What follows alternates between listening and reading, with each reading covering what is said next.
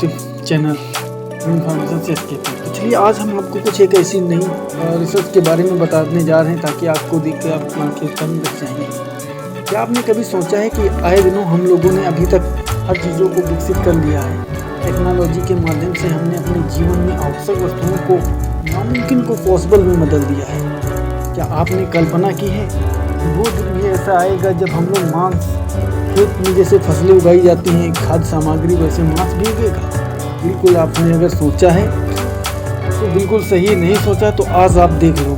आज मैं आपको उसके बारे में बताने जा रहा हूँ जो आज तक आपने कभी सोचा नहीं होगा। ये जो आप मांस का टुकड़ा देख रहे हैं, इस पर रिसर्च काफ़ी दिनों से चल रही है साइंटिस्टों के द्वारा। लेब में उगाया गया मांस एक प्रकार का कोशिकी कृषि है जो कोशिकाओं में आनुवंशिक के रूप से तैयार किया जाता है, जो खेती के बजाय एक संस्कृत कोशिका द्वारा कोशिका से प्रोटीन उगाती है।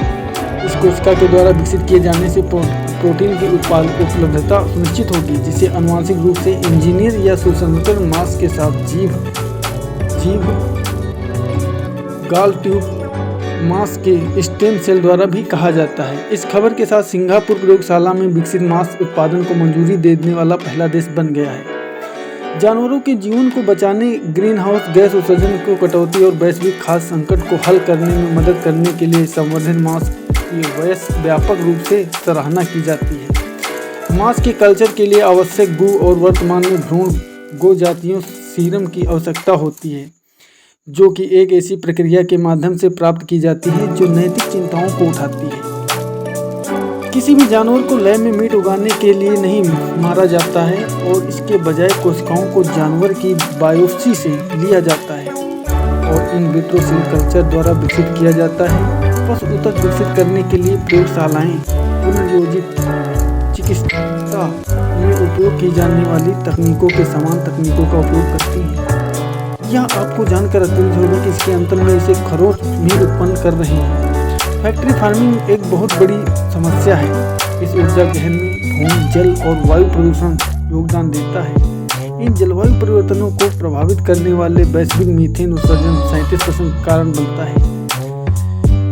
गो में जो इसे गो के नाम से जाना जाता है में मोटे तौर पर अमीनो एसिड, वसा और विटामिन, खनिज, प्रोटीन, शर्करा, लौह, इंसुलिन, ऑक्सीजन, कोशिका वृद्धि में प्रोत्साहन करने के लिए आवश्यक सभी पोषक तत्व उपलब्ध सुनिश्चित होते हैं।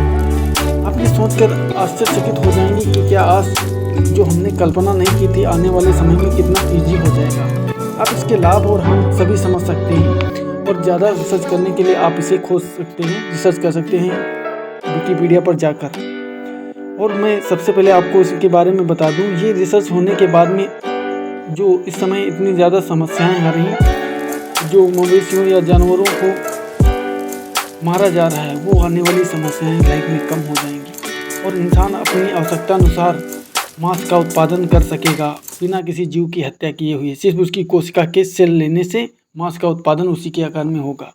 तो क्या आपने ऐसी कल्पना की थी कि आने वाले भविष्य में हम लोग ऑनलाइन मीट भी करेंगे, वो भी एक शाकाहारी तरीके से संस्कृत के आधार पर होगा?